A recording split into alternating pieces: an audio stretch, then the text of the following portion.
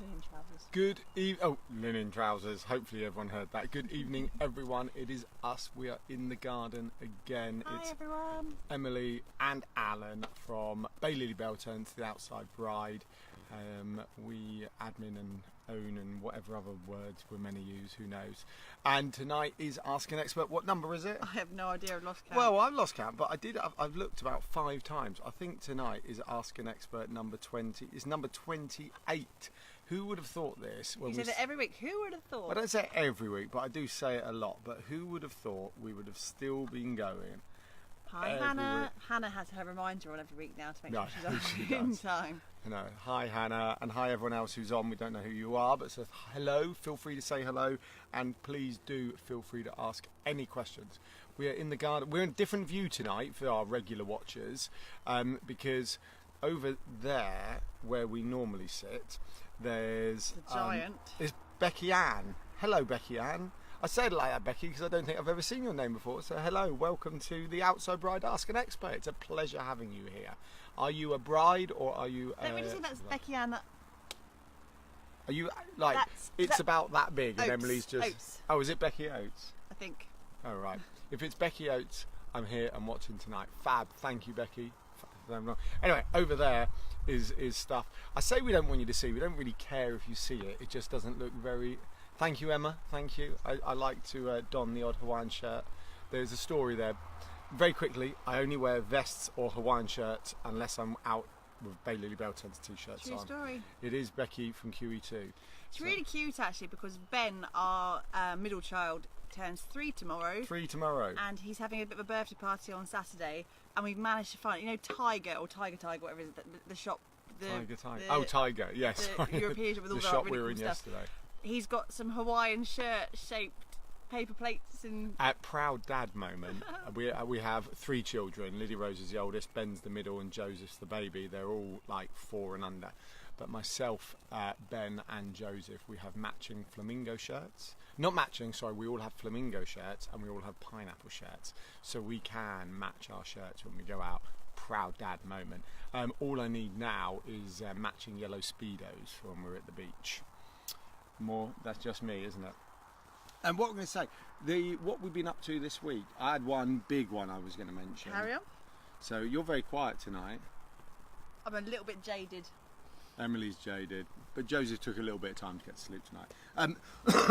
With Baylily Bell, actually we've plastered this all over the place, but it was so amazing and cool to look at that I still wanted to talk about and relevant to you guys. But we were at a Baylily Bell Tents job up near Bisley last weekend. Up the M3. Just outside London, wherever, whatever you know how to get there. And they had, and we're putting some bell tents up for them, and he said, I'd like to show you my setup. Like, normally they like to show us, and we absolutely love it. If they don't offer to show us, we're always asking, because that's where like the outside bride and everything came about. And we went over, and they had twin geodesic domes joined with a little walkway, and then they had a 6-metre pagoda on the edge, which actually is what's over there, but that's another story. And it looked fab. And we first found out about these from Hannah Richardson, who in this group, who I tagged in the post about them this week. Who's that? But that's Claire Dix. Hi, Claire. But this is the first time we've been at a venue with them. And actually, it really blew my mind how different it is. Because they're stunning. They are they're stunning. Kind of almost like sci-fi looking from afar. Yes. Bit Crystal Maze-ish, but the amount, I wasn't actually there personally on the setup, but from the photos Alan, the amount of usable space you have inside those domes, it was really quite amazing, wasn't it? Yes. The thing with teepees, compared again, you have to correct me if I'm wrong, is the fact with the teepee, you've obviously, your apex is quite, the apex is at the top. The drop. Right, yeah. Well, I'm sorry, you did say correct me if I'm wrong, and you were wrong. You lose quite a lot of space in that, same with the stretch or anything like that, because obviously you're curving the sides down with a clear span marquee, or I suppose the domes as well. You get so much more usable space for people to stand. It was, and what I really liked is one of the domes was seating. I don't know what the diameter is. It's Bay or higher. If we've tagged them, feel free to go and have a look. One of the domes was seating. The kind of connection was bar and mingle. The next dome was dance floor, and this couple had a white dance floor. And I'll be honest, team of you out there tonight, I don't think I've ever seen a pure white dance floor before. Obviously seen black and white, and obviously seen, what's the other one? Parquet. But I'd never seen a white, just white. Oh, it's black and white without with the black removed. You know, it's not complicated. But I don't think I'd ever seen one at a wedding, and we've seen a lot of weddings. So we're calling that, aren't we? Yeah. As next trend. Next trend is white dance floors, and that comes. Actually, we've talked about this a lot. We think the kind of shabby chic, almost vintage feel is segueing into more crisp, clean lines. We're finding that a lot. I mean, actually, I say crisp, clean lines, but these domes are still crisp and clean lines, aren't they? Yeah. With the white dance floor, still fits under the crisp, clean lines. We're finding a lot more in terms of taller floral displays and in centres of tables, rather than having the lower, more rustic jam jarry type effect. There's still lots of people doing that, and they look beautiful, but we're finding a lot more tall centerpieces. Yeah, well, nothing's wrong, is it? Simple so tables, yeah, we're just saying that's where the trend seems to be going. Clean tablecloths that are maybe different colours rather than just your white. Everything's very simplistic, and it's looking really nice. I'll tell you where the proof in the pudding. Our Hessian runners haven't been hired for ages. No one wants Hessian runners. If you want Hessian runners, feel free to contact us. Yeah.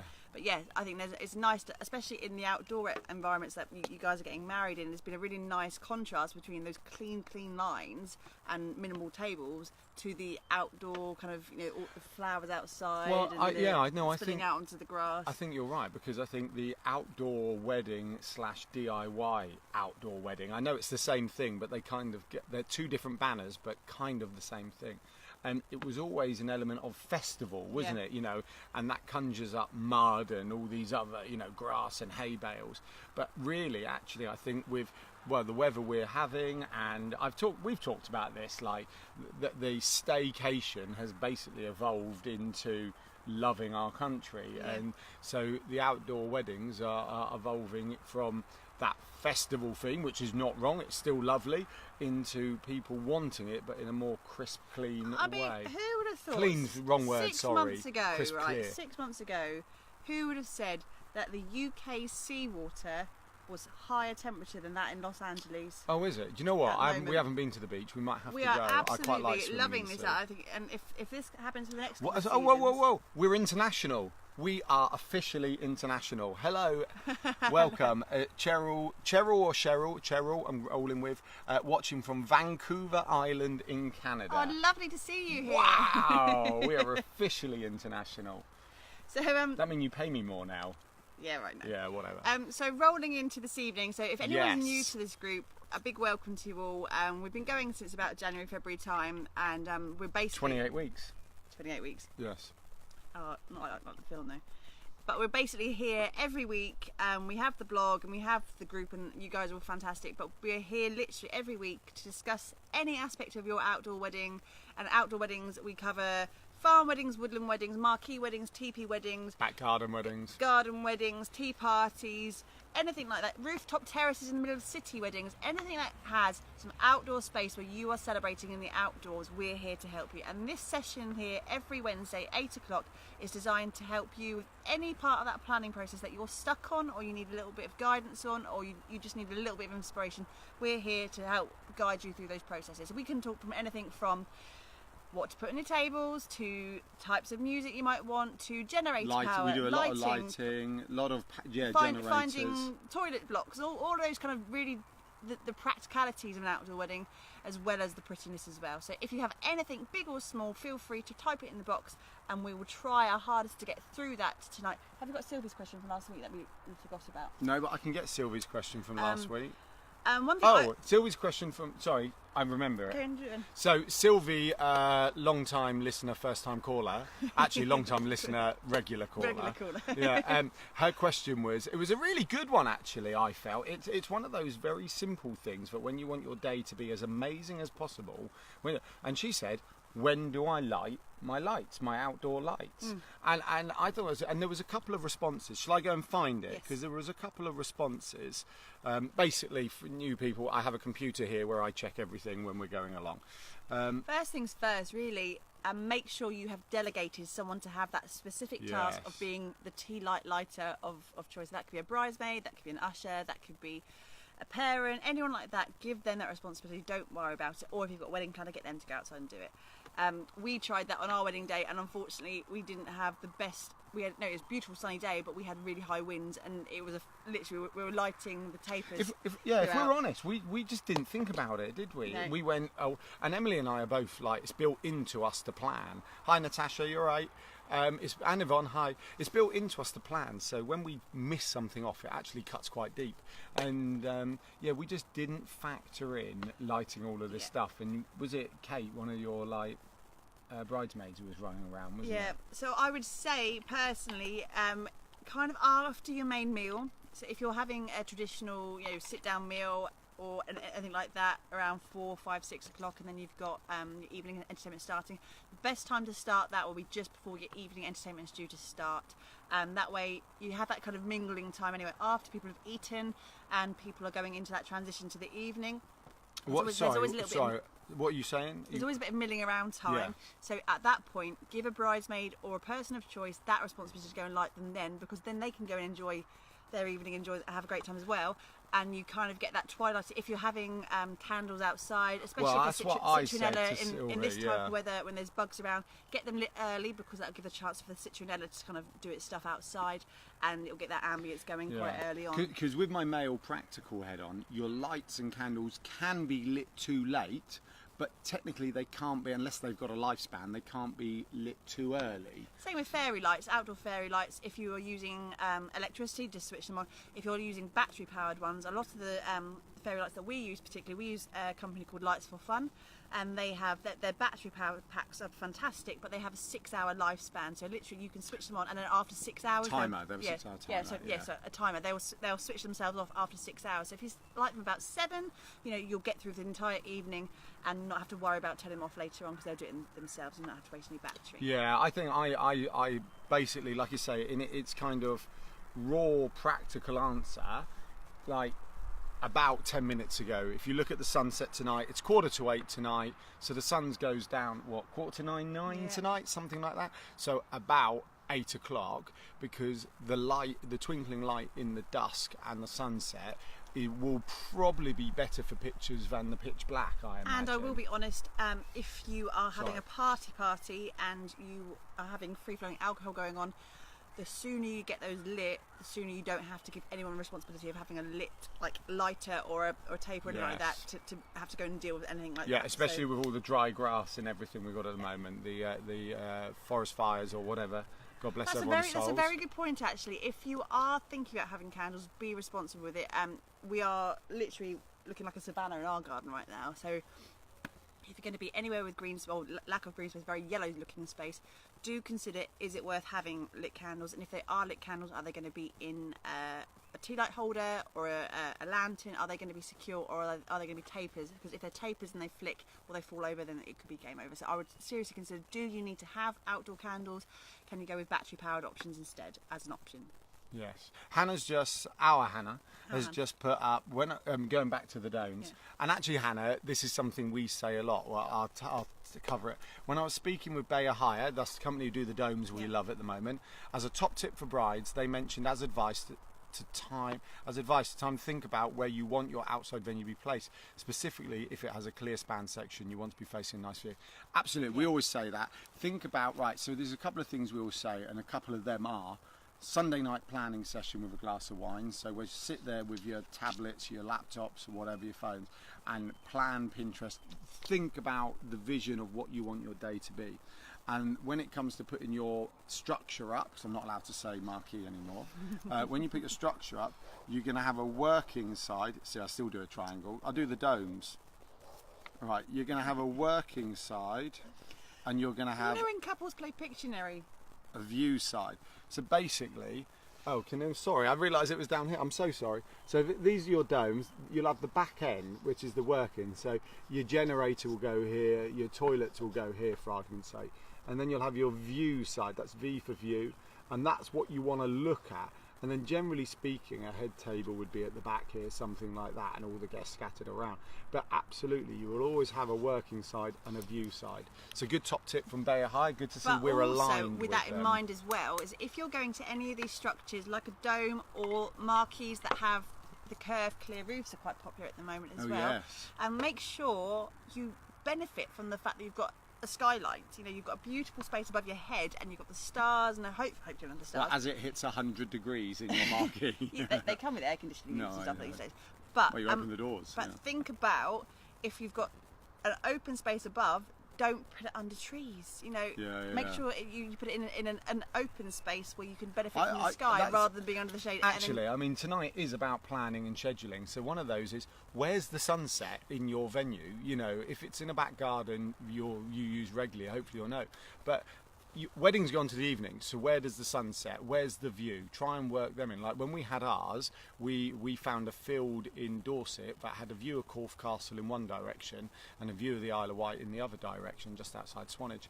So we angled our marquee so some people could see Corfe Castle, but everyone could see the Isle of Wight just because of the angles. So really, absolutely take that into consideration, because those little details, and they are tiny details, can make a massive difference. Can I also apologise publicly? Have you seen the state of my hair? What is going on here? This is not slick as normal. This is hot, bouffant, humid hair.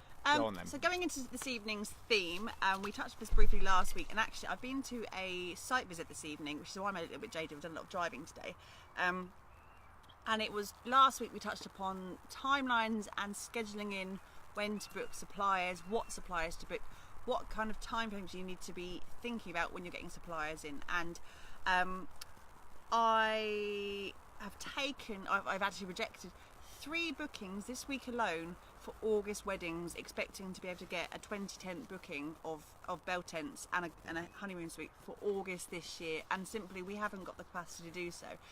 So it was a very good highlight for us, especially when we were talking to Hannah in our planning meeting with our blog posts and stuff, about when is the best time to schedule your suppliers, because I know it's quite a scary thing, especially if you're newly engaged, to start to think about those key suppliers that you want so early on when you're trying to enjoy the, you know, we've just got engaged, we're excited, let's enjoy that ride.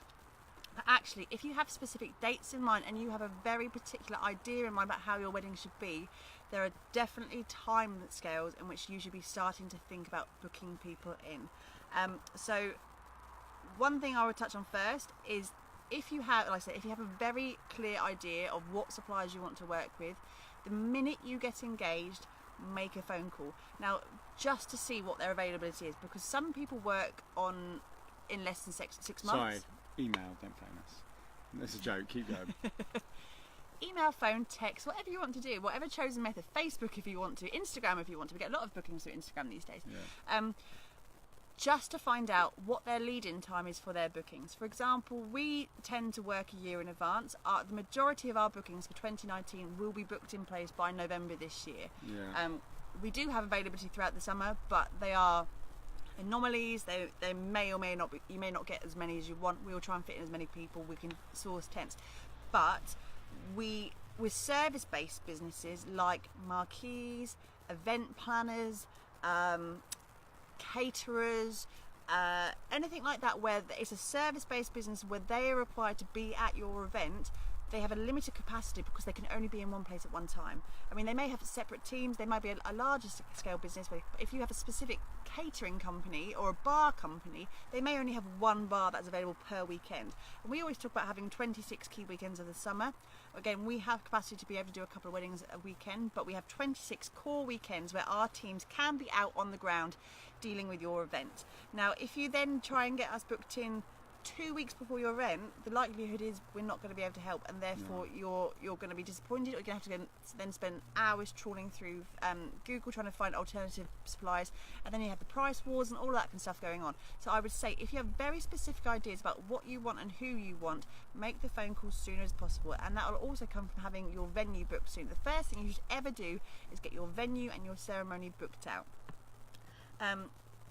Celebrants and registrars, and they may be a bit more flexible in timing. So we've spoken to a few celebrants recently. Well, some have sort of said they're getting booked, you know, sort of 6 months, but others are saying a year. I mean, Hannah put a poll into one of our supply networking groups, and it really was. There were a few who could deal with last minute stuff, but I do think the vast majority was saying, you know, a year. That doesn't mean last minute stuff doesn't No. happen, because we found our photographer for our wedding, who was amazing, who happened to have, I don't know if he had a cancellation or a space, it doesn't really matter, and we managed to squeeze him in with like 6 I would weeks say ago. anything that has an impact on your day, photographer being a very good example of one, make that phone call earlier rather than later, because it may well be, because a lot of people tend to, I think from speaking to people, especially the brides we worked with, they hold off because they're worried that as soon as they make a booking that means a payment, and that's not always the way, and you'll find that Keep going. Sorry, there's a lot of nature and we birds are literally flying living in like around. Tales of Farthing Wood right now. There's eagles over there, or kestrels over there, there's a pigeon up there, and there will be a fox There was over a there. squirrel on the line over there. Keep going. What was I saying? What was my train of thought? Suppliers booking up, book them up.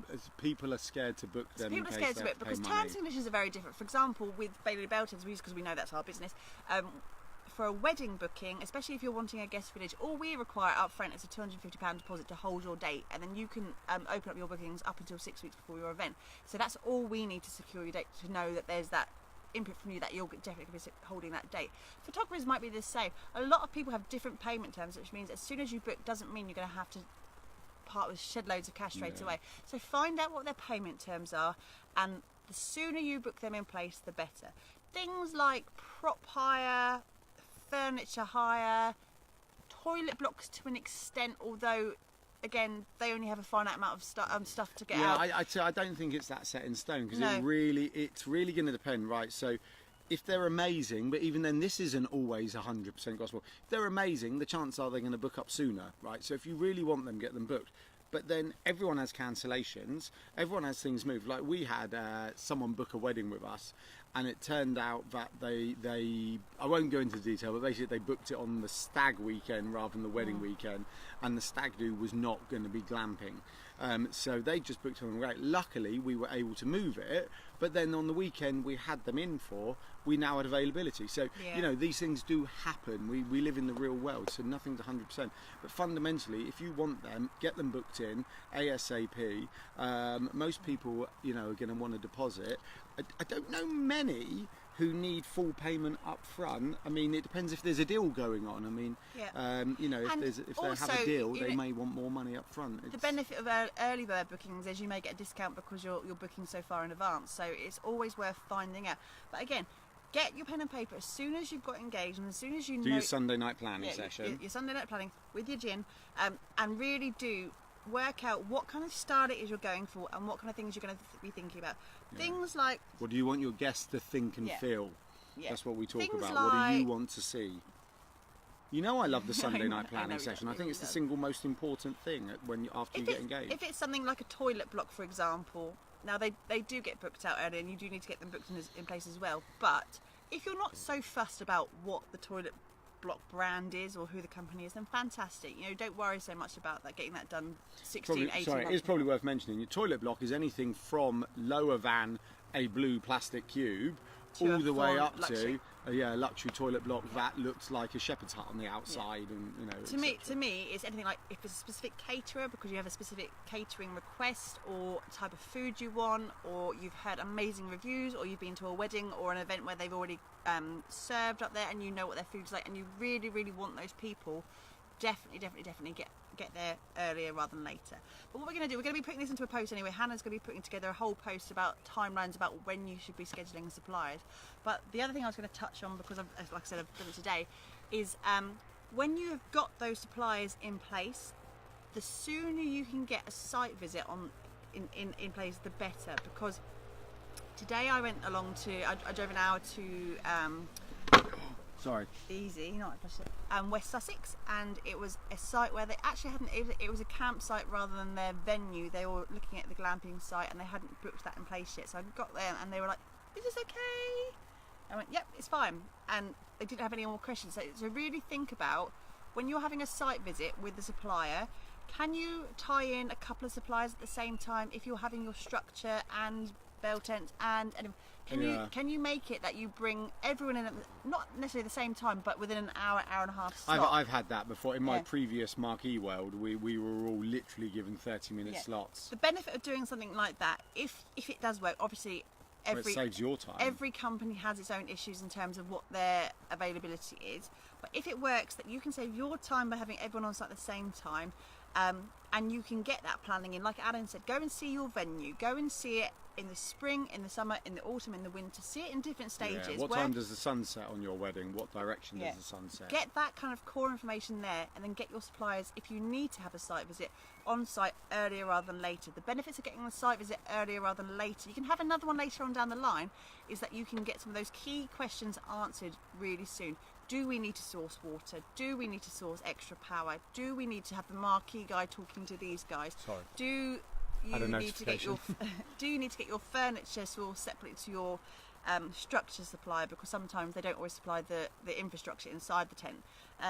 And get those conversations. Yeah. And if you are having several suppliers working alongside each other for separate projects on that wedding, making sure that they have each other's contact details. And if someone needs a power, like a caterer is going to need power for their catering tent, do they speak to you directly? Do they speak to the marquee company directly? Get those conversations happening at an earlier stage rather than later. Let's make sure, if we're doing a planning blog, then let's make sure we give those 5 questions if it's limited. The key 5 things you need to be asking at a site visit, if you're going to do a site visit, before you even get the ball rolling with everything like floristry and table decor and fairy lights and all the lovely stuff.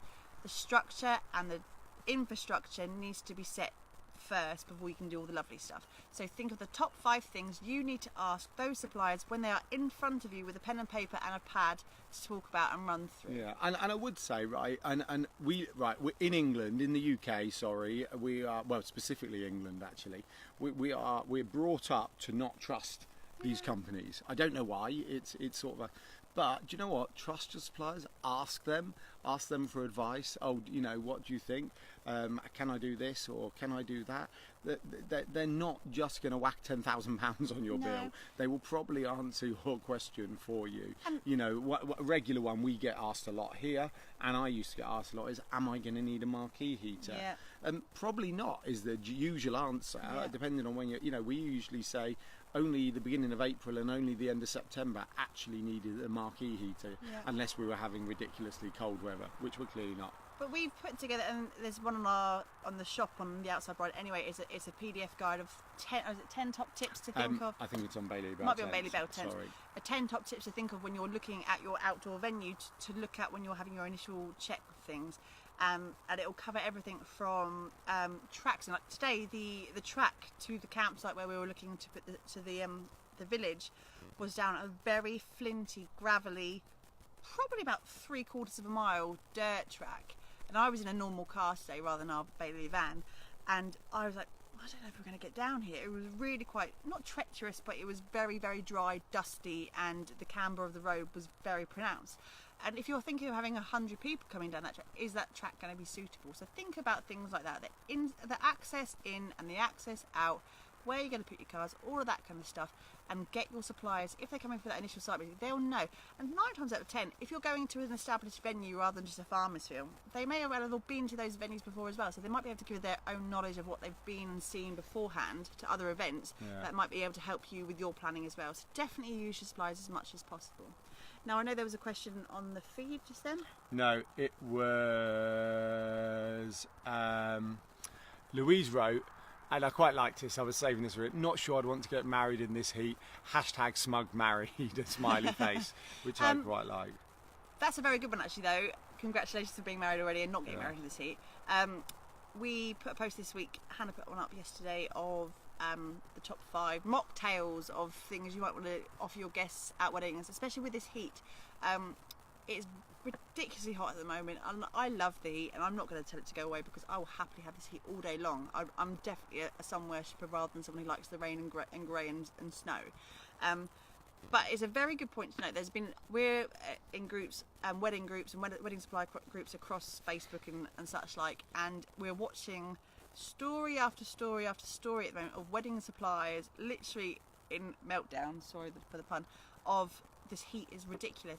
One being, there was a very lovely cake maker that I'm aware of who posted a picture of her 3-tier beautiful wedding cake that she had just spent God knows how many hours putting together, because cake makers they blow my mind how much work they put into their Yeah, cake. yeah, I have to admit, it's on the dark When arts for me. people, and I have to say this as a wedding supplier and as a bridesmaid as well, when people try and devalue cake makers and say, well, I can get that at Tesco's for £2, I'm like, go ahead. Yeah, you only see that on some of the Facebook groups. Sometimes So. they just do not understand how many hours work goes into these beautifully handcrafted bespoke wedding designs. Anyway, she put a picture of the end result, this beautiful 3-tier buttercream iced. Why'd you do that? Because I'm about to tell you. And she put a picture of it at 3:45 p.m. going into a marquee at 3:45 p.m. At 4:10, so 25 minutes later, there is a picture of the entire side of the buttercream has literally gone whoop off the side of the cake because the marquee had got to such a temperature that it just couldn't hold the icing. With that in mind, make choices that are sensible. If you're getting married in the next month and you've got things like that going ahead, make some sensible choices. If you have got a buttercream cake, for example, think about when you're putting it out. A lot of people love to put the cake in the marquee or the teepee or wherever you're getting it as a centre focus point for people to look at.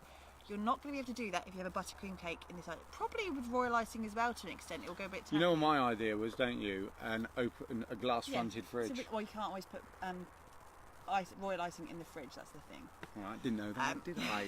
It's more, but if you've got things like buttercream, You could. keep it in the fridge for the most amount of time you possibly can before it needs to be cut. Probably just before you want to cut it. Really, it's a shame that you don't display it. You spend a lot of money getting this beautiful handcrafted design being put out there, but ultimately, if it's going to spoil in a matter of minutes because of this ridiculous heat wave, it's not worth it. So I would say things like getting a fridge room or making sure it's cool near fans, or if you can just put it in a shady area, whatever you can do, things like that I would suggest is a really good idea at the moment. Things like bottled water, mocktails like the post we did, anything like that that can keep your guests hydrated. Now we all love a drink, and I love a drink, we know I love a gin and tonic, but you need, it's a marathon, not a sprint with a wedding. If you start your wedding at 12, we got married at 12:30. Oh, come off it. Are you actually giving people advice on staying hydrated? Offer up. You don't even drink any water. Offer up suggestions. You don't have to force them to drink, but offer up refreshing suggestions for people to hydrate. Oh yes, because we all know weddings where all of the gentlemen have gone, I'm not going to have this next beer, I'm going to have a glass. That's like when I was younger, my mum used to tell me to have a beer followed by a Coke when I was out to ensure I didn't get too drunk. Okay, mummy. Not everyone is like you. Get some big Kilner jar dispensers. You can get them really... And when you're feeling slightly merry, then stop and have some water. Are you done? No, I'm just warming up. Things like making sure, in this heat as well, making sure that you have baskets in your toilet area, your washroom areas, making sure you've definitely got bug spray because the midges are out in full force right now at this time of evening. Making sure that you have refreshing sprays and deodorants, all that kind of stuff will help your guests feel a bit more chilled and relaxed. Making sure that if you are wearing a very long, thick, full-skirted dress, that you maybe investing in a bustle so your skirts aren't too, around. Has this gone off onto a hot weather ramble? A little bit. Right. It was a heat wave thing, and I'm just trying to think of some alternative ideas. Making sure that if no one asked about it. You're really not very nice today. Go back to your mates over there, okay? There's a wood pile making there, sure you think about if you can get some cheap fans or some air conditioning, some marquees put air conditioning units in. What are your options? Get the sides rolled up. If you've got zip sides, get them rolled up, get the airflow coming through, and everyone will have a great old time. And ultimately, the sun's awesome. We were moaning last year how wet it was. This year we're at the complete opposite end of the spectrum, and I'm loving it. So enjoy the sun because we may not get it again. So we may not get. Oh my goodness! You go over there and hang out with your mates. Right. We may not ever get the sun again. You know what I mean? It's like we enjoy whatever the situation, because in August we might get torrential rain all month. We probably won't, but enjoy what we have when we have it because it's glorious. And if you get weather like this and everyone can spill out onto the grass together and have an amazing time, fantastic in my opinion. opinion. You're Anyway. really horrible. I'm not really horrible. Nothing. I'm not really horrible. Thanks Right. for the love hearts, whoever put the love hearts. I know I'm right. I think they were at me giving you hassle. Right. No one said you were wrong. It was just a ramble. Don't say that. No. Don't say what. No, Laura. Sorry, no. There will be 0 rain in August. 0 rain. Laura's getting married in August around the 18th, 19th weekend. Definitely forecast. Well, for the something forecast like this. is good, isn't it? So I can't see why it's going to stop anytime soon. Anyway, look. On that note, let's wrap it up for tonight. Unless anyone has any further questions. We did say it was going to be the running order of the day as well, so we'll save the running order for next week, and we'll get a blog out on scheduling and working with suppliers, etc. Laura says you brought it back. Try living with her, Laura. It takes a lot more than that.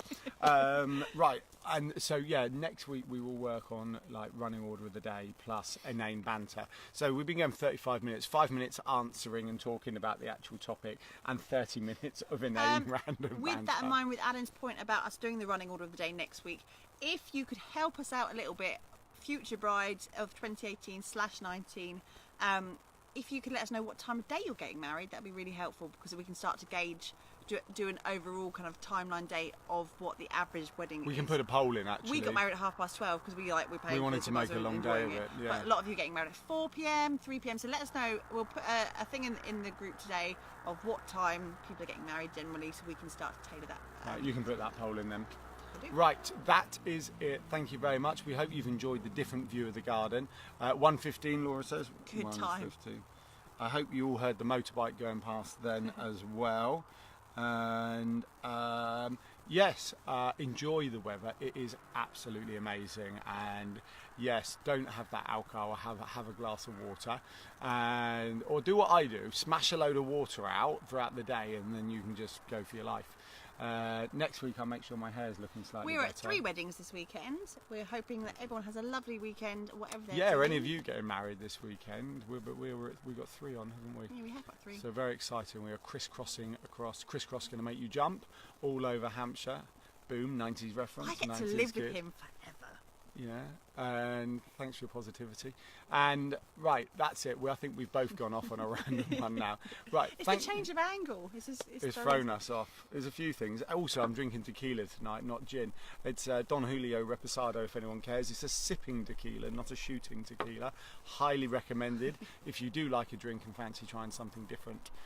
It's my birthday a month today. Oh, and also, very, very quickly, it has been suggested, I was talking about doing a gin blog, because I am a little bit obsessed with gin, and I have been for many years, and we might be doing a bit of a guest gin blog on my behalf on the Outside Bride, coming up with some of my favourites. Excuse me, apologies for yawning. Emily's waffling. Come on, just... Yeah. Reception cocktails, gin cocktails and things like that. So if anyone's interested, let me know. I'll definitely start writing about that. All right. Cool. Later. Right, thank you very much. Sorry, I keep getting notifications. It's talking our best. No, it hasn't. Well, no, I think it's been fine, but I wouldn't say... It's been good, but not the slickest, I think is the correct phrase. But we're international, so that's always a winner. Right, everyone, thank you very, very much. Have a fantastic evening. Enjoy the weather. Tomorrow's meant to be super hot. We've got he will be 3 tomorrow, 3-year-old's birthday tomorrow. So trying to decide what to do with him, where we're not going to have 3 melting kids. So good Sundays. luck, all parents out there. Sundays. Ice cream Sundays. Oh, right. Yeah, so I think that's what we're going to do. Thumbs up, whoever gave us thumbs up. I love that. Have fun. Look forward to seeing you all next week and in the group in the next 7 days. We love it. Take care. Have a fab weekend and fab day. Bye.